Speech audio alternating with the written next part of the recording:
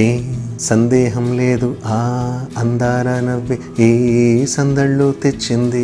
ఇదేంటి ఇలా చెత్తపాటలు వచ్చేస్తున్నాయి నాకు. నేను మ్యూజిక్ చిటపట చినుకులు అరచేతుల్లో ముత్యాలైతే అయితే. మ్యూజిక్ అంటేనే యాక్చువల్లీ బోర్. బాగా ఎక్కువ తలతెక్కులు ఎక్కువ ఉండి పొగరులు ఎక్కువ ఉండేదండి. ఇది అదేనేమో అలాగే ఉంది. సంవత్సరానికి ఒక సినిమా చేస్తాను కాబట్టి అసిస్టెంట్ ఉంటే నా దగ్గర వాటికి జీతాలు ఇచ్చుకోవాలని చావాలి. హిట్ అయితే మీకు ఆ గ్లోరీ వచ్చినప్పుడు మీ సంఖవాసన కూడా బాగుంటుంది. అదే పెర్ఫ్యూమ్ కింద ఉంటుంది. రాజమౌళి జనరల్గా పొగడ్డండి. ఎప్పుడు కూడా నా దృష్టి అంతా కూడా డబ్బు మీద ఉంటుంది. ఇప్పుడు డబ్బే నవ్వు చేస్తుంది. Hello everyone, welcome to our brand new episode of our ongoing series on behind the scenes of Telugu Cinema, where we interview some of the finest talent in Tollywood. And today we are very privileged to have Mr. Kalyani Koduri, the music director of over 13 films, in his career spanning 12 years. Kalyani garu, first of all, congratulations andi. Meeru 7 awards, the recently concluded Mirchi Awards gelicharu. So how does it feel to win so many awards?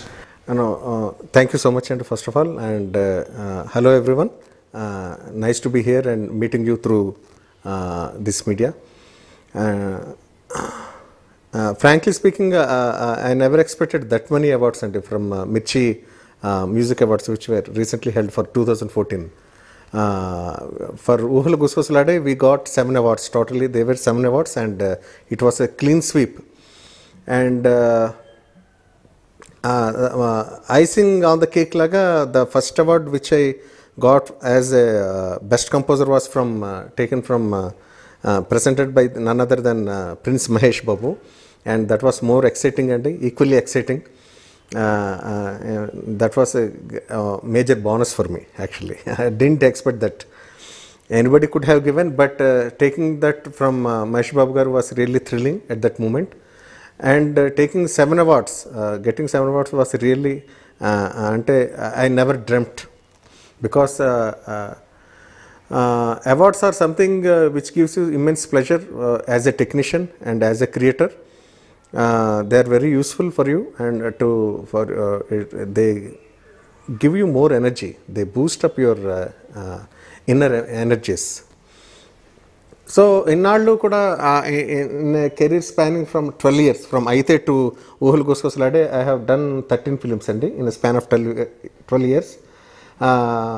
My films, irrespective of the success of the films or irrespective of the success and popularity of my songs, they never got nominated in any of the so-called awards, any kind of awards. So I got used to it. Appudu disappointment undedi. I used to be disappointed, and appudu pain. It was so painful for not getting nominated, at least nominated. Forget about the award, winning the award. Not even a nomination anisarki I used to be very ante chala depressed ga undidandi appudu. I used to come over it, but I got used to it for not getting nominated, not getting nominated of my songs. So alage Oohalu Gusagusalade, when it was nominated for this Mirchi Awards, radio anisarki it was a kind of some pleasure and so much of memories with my radio. When I was in Kovur, our childhood was in Kovur. I was brought up in Kovur in West Godavari district. అక్కడ మాకు ఒక ఇంట్లో చిన్న radio ఉండేది. Every Wednesday we use to listen to Binaca Geetmala, where I got hook to RD Burman and immensely fell in love with Kishore Kumar's voice. అప్పుడే అనుకున్నాను, ఆ చైల్డ్హుడ్లోనే my thought was to become a great Hindi playback singer like Kishore Kumar. Even till today, though I don't know how to speak Hindi, my immediate dream was to become a playback singer, that too Hindi playback singer. How, when, where and another ఆ వయసులో నాకేం తెలిసేది కాదండి. But that's how my attachment, my emotional bondage with radio happened from childhood. And I never expected or not dreamt that my songs someday will be played in that radio, and through that radio I will win a award. Another, I never dreamt. It was not in my dreams also. I never dreamt. So do you see this award as a stamp of approval for the kind of work you're doing? Yes, stamp because it was voted by majority of the music lovers and not by just not by just say a group of jury members. Not it was unanimously selected by the listeners, music lovers. So అందుకని ఎక్కువ సంతోషంగా ఉందండి. That way I'm more proud that I got this award. Rather than being judged by some people, some group of people deciding who to get అన్న దానికన్నా నాకు నా music lovers నా పాటను మెచ్చుకున్నారు, వాళ్ళ ద్వారా నాకు ఈ అవార్డు వచ్చింది అన్నది ఎక్కువ గర్వంగా ఉందండి. That song Aim Sandeham Ledu was one of our favorite songs of the year and probably one of the best romantic songs in the past few years. Was there a story behind how that song was composed? Yeah, actually, frankly speaking, that was composed for a different movie long back and almost 4 years back. 4-5 years back నేను మొగుడు అనే ఒక cinema నేను చేసి ఉండాలండి, కృష్ణవంశీ గారి direction దానికి. తర్వాత 3 months వర్క్ చేసిన తర్వాత సమ్ క్రియేటివ్ డిఫరెన్సెస్ వల్ల, అంటే నేను ఆ సినిమాకి కావాల్సినంత అవుట్పుట్ ఇవ్వలేకపోతున్నాను అని నాకు ఎప్పుడైతే అనిపించిందో I just came out of that movie. Not to అంటే ఇంకా పొడిగించి ఆ సినిమాకి నా ద్వారా ఎటువంటి ఇబ్బందులు కలగకూడదన్న ఉద్దేశంతో I just came after that movie. తర్వాత ఎవరో చేశారండి ఆ సినిమా, నాకు తెలీదు, పేరు జ్ఞాపకం లేదు. ఆ కంపోజింగ్ స్టేజ్లో తనకి ఒకనొక సిచ్యువేషన్కి నేను ఏం సందేహం లేదు ట్యూన్ తనకి కంపోజ్ చేయడం జరిగిందండి. So actually behind the credits Vamsi ఉంటాడు దాని వెనకాల. ఎప్పటికప్పుడు నేను చాలాసార్లు శ్రీనివాస్ అవసరాలతో I use to tell we should thank Vamsi. ఎందుకంటే తను అటువంటి ఇనిషియేటివ్ కలిగితే అటువంటి మోటివేట్ చేసి ఉండకపోతే నాకు ఆ ట్యూన్ వచ్చి ఉండేది కాదండి గ్యారంటీగా. So that is the man behind this actual the root cause is Krishna Vamsi అండి. సో ఆ పాట తను చేసినప్పుడు చాలా మెచ్చుకున్నాడు, కానీ తర్వాత వర్కౌట్ అవ్వలేదు. So it was with me. And తర్వాత ఊహలు గుసగుసలాడే చేసినప్పుడు ఐ టోల్డ్ శ్రీనివాస్ అవసరాల that I have a tune with me which was done earlier. ఒకసారి వింటారంటే విన్నాను, immensely liked it and that's how it came fell in to that place. అంటే expect చేశారు ఇంత పెద్ద హిట్ అవుతుంది? నో అసలు నా పాటలు హిట్ అవ్వడం, పేరు రావడం అన్నది మామూలు అండి. I'm use to it. నా పాటలు చాలా హిట్ అయ్యాయి, రైట్ ఫ్రమ్ అయితే, ఆంధ్రుడు, అష్టాచమ్మ, అలా మొదలైంది, అంతకుముందు, ఆ తర్వాత all songs name it any song నాకు పాపులారిటీ తీసుకొచ్చిన సాంగ్స్ అండి. బట్ చెప్తాను కదండి, I was never, my songs never got nominated for any kind of awards. So అందుకని అవార్డ్స్ రావని అనుకుంటాను నేను. పాపులర్ అయితే ఉండొచ్చు, కానీ అవార్డ్స్ విషయంలో ఎప్పుడు I was never optimistic. Let's talk about your childhood. You said that you grew up listening to radio in your hometown. What were your early music influences? How did you get introduced to music in first place? Music runs in our family అండి. You know about my my elder brother M.M. Kirwani, who is also known as M.M. Cream in Hindi and Margadmani in Tamil. He is our elder brother. So తను చిన్నప్పటి నుంచి తను సంగీతం నేర్చుకున్నాడండి. Music డైరెక్టర్గా ఎదగాలని మా నాన్నగారి కోరిక. He use to learn violin at the age of 5. So that way music or లేకపోతే ఆ మ్యూజిక్ తాలూకా ఛాయలు ఇంట్లో ఆటోమేటిక్గా ఎప్పుడు మ్యూజిక్ వింటాం, ఎటువంటి పాటలు వినేవాళ్ళం, ఆ అభిరుచులు అన్నీ కూడా రేడియో ద్వారా డెవలప్ అయినాయండి. So having a music knowledge is different, but developing your taste, మంచి విన్నప్పుడు తెలియకుండా మంచిగా డెవలప్ అవుతూ ఉంటుందండి. సో నా అదృష్టవశాత్తు I'm lucky to be born in that 70s era. I was born in 72, where Ilaiyaraaja garu then starting he was in his beginning careers, and R.D. Burman, S.D. Burman, వీళ్ళంతా చాలా పీక్స్లో ఉన్న స్టేజెస్ అండి, where we got the chance of hearing to good music, real music, true music. So అటువంటి హిందీ పాటలు Binaca గీతమాల ద్వారా వినటం వల్ల తెలియకుండా మంచి ఏదైతే ఉందో, అద్భుతం ఏదైతే ఉందో, అమృతం ఏదైతే ఉందో ఆ ఎరాలో అదంతా వినడం తెలియకుండా జీర్ణించుకుందండి బాడీలో, తెలియకుండా ఒక మంచి లోపలికి వెళ్ళింది మాకు తెలియకుండానే. మనం క్రియేట్ చేస్తుంది ఏదైతే ఉందో అదంతా కూడా we can't say that is entirely new, it's all what we have heard before. తెలియకుండా అవి విన్నవి రకరకాలుగా మిక్సీ అయ్యి లోపల అమాల్గమేట్ అయ్యి ఒక కొత్త, నాకున్న సంస్కారాలతోటి, నాకున్న నాలెడ్జ్ తోటి అది ఏదో రకంగా మిక్స్ అయ్యి ఒక డిఫరెంట్ కలర్ రూపంలో బయటకు వస్తున్నాయండి నా tunes. So I specifically can't say that entirely that structure is mine. It is many others. The tune belongs to so many others. My tune belongs to Ilayaraja's, my tune belongs to M.M. Keerwani, my tune belongs to S.D. Burman or R.D. Burman, which I have heard. They are na parokshanga na gurulu and వీళ్ళంతా వీళ్ళ దగ్గర నుంచి విన్న music అక్కడ నుంచి develop అయిన నా అభిరుచులు కలగలిపి నాకున్న టాలెంట్ తోటి కడుతున్న ట్యూన్లు అండి ఇవన్నీ. సో ఇదంతా నా ట్యూన్ అంటే అది అబద్ధం, ఇవన్నీ అందరి ట్యూన్స్ కలిపి ఒక్క కొత్త tune. What do you think is the major difference between how the music is being composed in these two eras, from where you started listening to music in the 70s and 80s compared to where it is right now? What is the biggest difference? I don't know, there is so much change, and we are talking about 4 generations of music that has been changed over these 40 years. అంటే నేను 70లో పుట్టాను, I'm 43 now. అంటే every 10 years we can say that ఒక దశాబ్ద కాలంగా అలా మారుతూ వస్తుందండి. 70s music was different and 80s was different, 90s and 2000, we are in 2000. Okay, అంటే there is a lot of change అండి, tremendous change in terms of, actually we can say in terms of melody, in terms of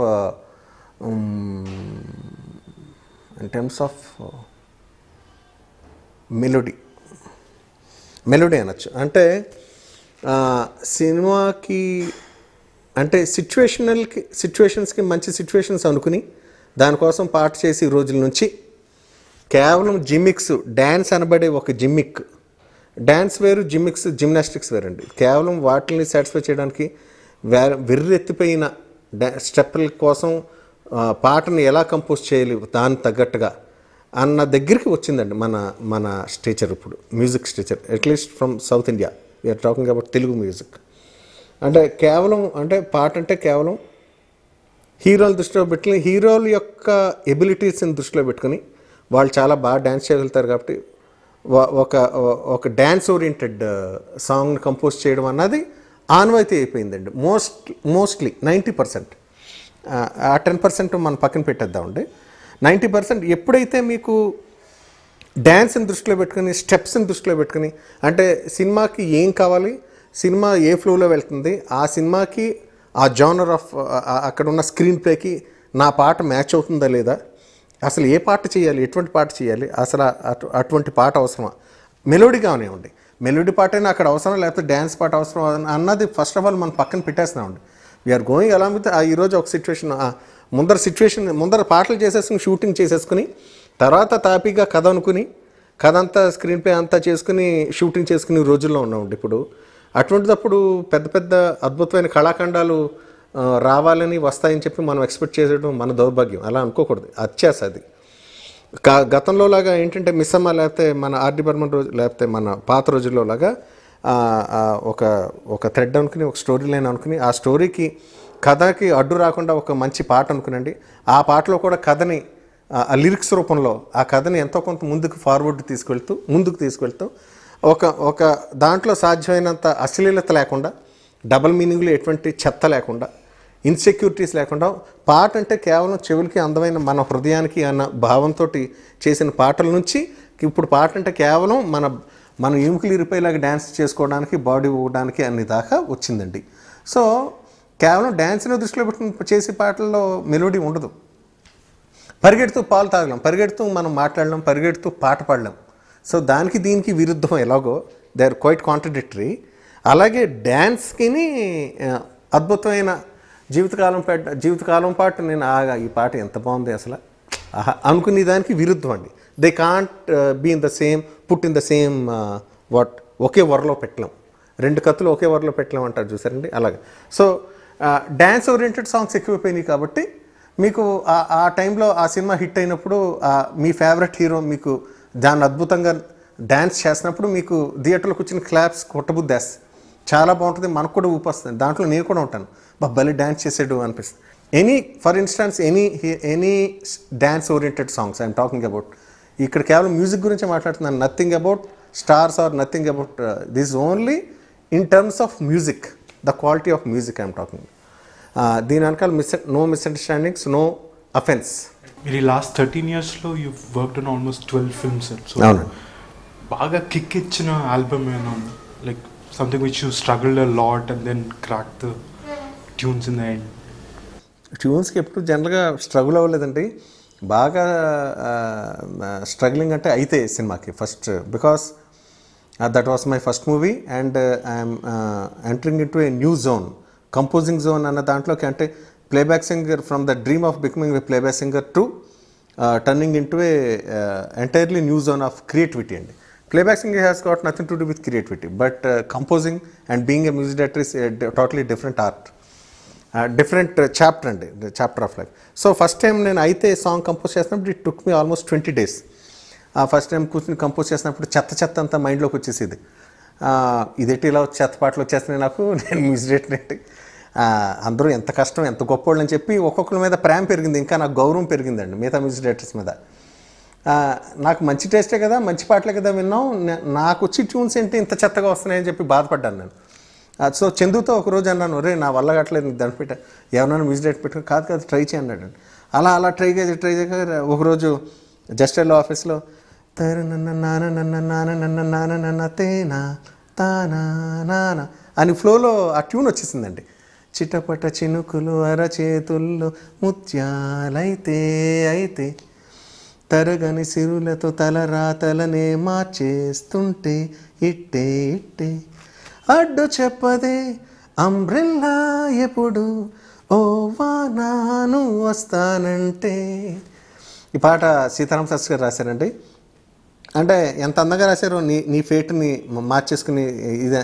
so నీ destiny గురించి, fate గురించి, hopes గురించి రాసిన పాట అది. Situation కూడా అదే అండి. మా జీవితాలతో, ఆ జీవితంతో ఎంతో ముడిపడిన క్షణాలండి అవన్నీ కూడా. మెమరీస్ చాలా స్వీట్ మెమరీస్. చాలా దుఃఖం కలుగుద్ది, పాత రోజుల్లోకి వెళ్ళిపోద్ది నా మైండ్. అయితేతో పాటు నాతో పాటు ఐలెట్ Chandrasekhar was debuting that first time direction అండి. నేను first time music, Senthil Kumar, KK Senthil Kumar first cinematography, and art director Ravindra first time art direction అండి. మేము నలుగురు ఆ సినిమాకి మాకు ఫస్ట్ డెబ్యూ అండి ఆ సినిమా. అయితే 100 రోజులు సుదర్శన్లో చూసినప్పుడు కలిగిన అనుభూతి అంత కాదండి ఆ రోజు. So that was great experience. So ఆ సినిమాకి 20 days కష్టపడాను. So what happened after that? Like did you get into a proper flow? Yeah అప్పటికి కూడా నాకు ఆ ప్లేబ్యాక్ సింగర్ అవ్వాలన్న భయంకరమైన కాంక్ష నాలో ఉండిపోయి, అయితే సూపర్ హిట్ అయిన తర్వాత నాకు 15 దగ్గర 15 అవకాశాలు వచ్చినాయండి. చిన్న అప్పుడుకున్న లో బడ్జెట్ మూవీస్. అప్పటికి ఎలా ఉంటుందండి, చెప్పాను కదా గతంలో బాగా ఎక్కువ తలతెక్కులు ఎక్కువ ఉండి పొగరులు ఎక్కువ ఉండేదండి. ఒక తెలియని whatever you can say that stupidity, all sorts of ఈ యాటిట్యూడ్లు ఉండి నాలో ఆ గతంలో. ఆ 15 ఆఫర్లు రిజెక్ట్ చేశా. అంటే కొన్ని ఎలా చేశానంటే, కొన్ని కథలు నచ్చక, కొన్ని వాళ్ళు కేవలం ఓ పాట ఇట్టిపోయింది, ఏదో పనులు మనకు పనికొత్తాడులే అనే ఉద్దేశంతో వచ్చేసారు తప్ప, నాలో అంత టాలెంట్ లేదు కదా అని అనుకుంటూ ఉండేవాడండి. నేను ప్రాపర్ మ్యూజిక్ డైరెక్టర్నే కాదు, టెక్నికల్గా వర్క్ చేసాం, అయితే హిట్ అయింది. So I need not consider my self as a all time music director. పాపం ఆ విషయం వాళ్ళకి తెలియక నన్ను అప్రోచ్ అవుతున్నారనే ఉద్దేశంతో చాలా రిజెక్ట్ చేశా. ఆ తర్వాత నేను చాలా బాధపడ్డానండి. ఆ సినిమాలు ఒప్పుకుని ఉంటే కనీసం డబ్బన్నా ఉండేది నా దగ్గర, ఏమీ లేకుండా అయిపోయింది అని చెప్పి చాలాసార్లు బాధపడ్డాను నేను. తర్వాత ఇప్పుడు ఒప్పుకోక తర్వాత నాకు ప్లేబ్యాక్ ఛాన్సెస్ రాలేదండి ఎక్కడ ట్రై చేసినా. నెమ్మదిగా మనసు మాట వినుదని చెప్పి విఎన్ ఆదిత్య గారి డైరెక్షన్లో నా 2వ సినిమా చేశాను. అది అట్టర్ ఫ్లాప్ అయిపోయింది, వారం రోజులు కూడా ఆడలేదు. ఆ ఆడియో చాలా పెద్ద హిట్. ఇప్పటికీ నాగార్జున గారి దగ్గర ఆ సీడీ ఉంటుందండి. ఇప్పటికీ దాంట్లో నువ్వు నిజం నీ నవ్వు నిజం అన్న పాట చాలా పాపులర్ అండి. అది ఆల్ టైమ్ బిగ్గెస్ట్ హిట్ ఆ సాంగ్ దాంట్లో. తర్వాత నేను నాగార్జున గారికి బాస్ సినిమా చేస్తున్నప్పుడు అండి, శివప్రసాద్ రెడ్డి గారు ప్రొడ్యూసర్ అండి దానికి, కామాక్షి ఫిలిమ్స్. ఆయనకి ఆ పాట విపరీతంగా నచ్చి, కళ్యాణ్ ఆ పాట మళ్ళీ పెట్టేవా దీంట్లోనూ, పెట్టి ఎవరికి తెలియదు, నువ్వు పెట్టి అని చాలా రిక్వెస్ట్ చేసి, అయ్యి బాబా అలా కుదరదని రెడ్డి గారు, ఆ పాట చాలా పెద్ద హిట్ అండి, నాగార్జున గారి సినిమాలు మళ్ళీ ఎలా పెట్టేస్తామండి అని చెప్పి కొంచెం అలా అంటూ ఉండేవాడు. అంత ఇష్టం ఉండే ఆ పాట వాళ్ళకి. So know what were we talking. So ఆ రకంగా సెకండ్ సినిమా అలాగా ఫ్లాప్ అయిపోయింది. ఆ తర్వాత ఇంకో సినిమా చేశానండి. దాంతోపాటు ఆంధ్రుడు సినిమా నాకు అవకాశం వచ్చింది 2005. Andhrudu was a big success. Album ఇప్పటికీ కూడా నన్ను చాలామంది అప్రిషియేట్ చేస్తూ ఉంటారండి, చాలా మంది. It was a great experience working for Andhrudu. So you just said that you just hummed the tune in the office of Yellow Media and then that's how you got the news. Yeah. So is that how you work? You just dream of music and it comes to you? Or? Music composing అన్నది ఒక్కో music director ఒకేలా చేస్తూ ఉంటారండి. Generally what I have seen is they will have one harmonium. Ilaiyaraaja garu కానీ అన్నయ్య కానీ they sit on we composing assistants ఉంటారండి. One will be playing a guitar, tablas వాస్తుంటారు according to their system. Ilaiyaraaja garu ఒకలా చేయొచ్చు, ఏఆర్ రెహమాన్ గారు ఒకలా చేస్తూ ఉంటారు నేను చూసిన వాళ్ళలో. సో నా స్టైల్ ఆఫ్ వర్క్ ఏంటంటే I never depend on instrumentation పక్కన పెట్టుకుని, లేకపోతే ఒక లూప్స్ వేసుకొని కంప్యూటర్లో చేసుకుని దాని మీద ఆధారపడి ఇప్పుడు దాకా నేను ఏ పాట చేయలేదండి. అలాగా ఐ విల్ నెవర్ డూ. ఆ సిచ్యువేషన్ నన్ను డ్రైవ్ చేస్తాను కాబట్టి ఆ సిచ్యువేషన్ నేను ఇలా బాల్కనీలో కూర్చొని కార్ డ్రైవింగ్ చేసినప్పుడు ఎక్కడైనా మామూలుగా ఇలా జస్ట్ ఇంట్లోనో లేకపోతే ఆఫీస్ రూమ్స్లో బాల్కనీస్లో కూర్చొని కంపోజ్ చేసేసిన పాటలు అన్నీ కూడా ఎంత టఫ్ సాంగ్ అయినా సరే given any moment, any time, any place I can compose a song. So దానికి టైం రిస్ట్రిక్షన్ కానీ ప్లేస్ రిస్ట్రిక్షన్ నా మైండ్లో అసలు లేదండి. So and I'm not dependent on any kind of instrument for composing music. It comes on its own, that's it. We often hear a word called music sittings. Yeah. Music sittings have started. The director of the music director talking about music. So what is it that goes into composing music? Like what are these discussions like? బేసిక్గా music sittings అన్నవి ఏంటంటే generally it happens in studios. అంటే ఎవరికైనా professional studios ఉంటే అక్కడ అవుతుంది generally. But ఏంటంటే director తను చెప్పిన ప్లేసెస్ అంటే ప్రొడ్యూసర్ ఆఫీసెస్లో ఎక్కువ జరుగుతూ ఉంటాయండి. So the music director will go along with his assistants. By the way I don't have any assistant also. నా వర్క్ నేనే చేసుకుంటానండి ప్రతిదీ. వాయిస్ మిక్సింగ్ కాడి నుంచి బ్యాక్గ్రౌండ్ స్కోర్ కాడి నుంచి అన్నీ నేనే ఇప్పుడు దాకా. అంటే అసిస్టెంట్స్ లేకపోవడానికి కారణం నేను అంత బిజీ కూడా కాదు. సంవత్సరానికి ఒక సినిమా చేస్తాను కాబట్టి అసిస్టెంట్ ఉంటే నా దగ్గర వాటికి జీతాలు ఇచ్చుకోవాలని చావాలి. తను ఖాళీగా ఉంటాడు. He won't be learning anything from me. ఎప్పుడు కూడా ఎక్కువ ఫ్లో ఉన్న వాటర్ దగ్గర మనం ఎక్కువ స్నానం చేస్తే మనకు ఫ్రెష్గా ఫీల్ అవుతూ ఉంటాయి. స్టాగ్నేటెడ్ నా కెరీర్ ఎప్పుడు స్టాగ్నేటెడ్ అలా నెమ్మదిగా నత్తనడక. I'm like tortoise. తాబేలాగా నెమ్మదిగా పాక్కుంటూ వెళ్తూ ఉంటాను. డెస్టినేషన్కి ఎప్పుడు వెళ్తానో నా జీవితంలో నేను చెప్పలేను కానండి. But I'm like tortoise, slow and steady నెమ్మదిగా. I'm very proud of my music. చాలా సంతోషంగా ఉంటుంది. వెనకబడిపోయిన ఫీలింగ్ ఎప్పుడు రాదండి. పలానా టీవీ కొనుక్కోవాలంటే డబ్బులు ఉన్నాయి లేదా, ఏమన్నా షాప్కి వెళ్ళి బట్టలు కొనుక్కోవడానికి డబ్బులు ఉన్నాయి లేదా, ఇంతవరకు నా ఆలోచన పరిధి ఉంటుందండి. అంతమించి వెళ్ళను నేను. కంపేర్ కూడా చేసుకుని అవతల లైఫ్స్ తోటి. సో మా అన్నయ్య అంటూ ఉండేవాడండి, ఆ ప్రొడ్యూసర్కి తన ఆఫీసులో తన తెప్పించిన పూరీలు, తన తెప్పించిన ఇడ్లీలు తింటూ, తన కాఫీలు తాగుతూ, తన వేసిన పరుపుల మీద మనం కూర్చొని కంపోజ్ చేసిన పాట అయితేనే వాళ్ళ కోసం చేసినట్టుగానే భావిస్తూ ఉంటాడు. తనకు తృప్తి.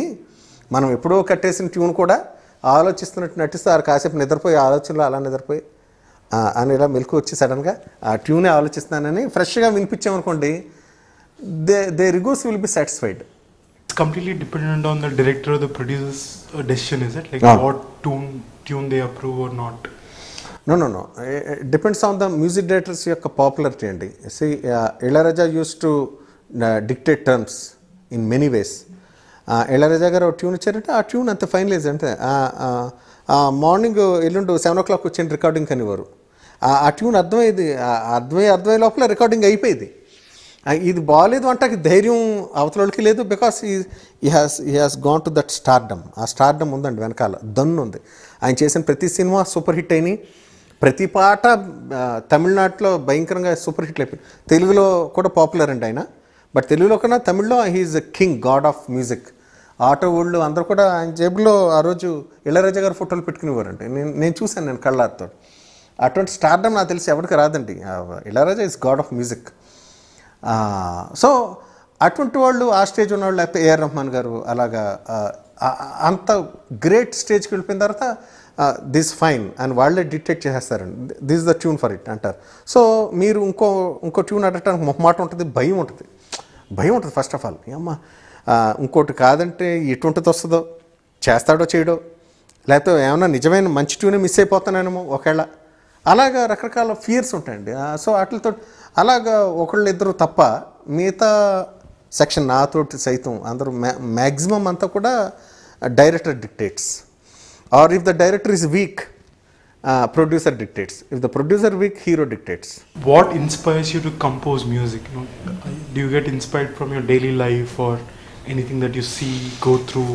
లేదండి, Where daily does life. that music come from? No, నా my music comes from my necessity towards living అండి. My necessity, my want, my desire to earn money. డబ్బు సంపాదించాలన్న కోరికతోటి మ్యూజిక్ పుడుతుందండి నాలోంచి. వేరే మ్యూజిక్, మంచి మ్యూజిక్ విని ఇంకో మ్యూజిక్ చేయడం, లేకపోతే మహానుభావులు ఉన్నారు వాళ్ళలాగే నేను కూడా వెతకాలని తాపత్రయాలు నాకు అస్సలు లేవండి. మంచి మ్యూజిక్ సముద్రంలో ఏదాలని అటువంటివి లేవు, కోరికలు లేవు. బాగా బతకాలంటే డబ్బు కావాలి. డబ్బు సంపాదించాలంటే నాకు తెలిసిన ఏకైక ఆర్ట్ మ్యూజిక్ కంపోజింగ్. సో ఆ మ్యూజిక్ కంపోజింగ్ అన్న దాన్ని అడ్డు పెట్టుకుని, నేను ఆ మీడియంని అడ్డు పెట్టుకుని I'm train to earn money to satisfy my needs.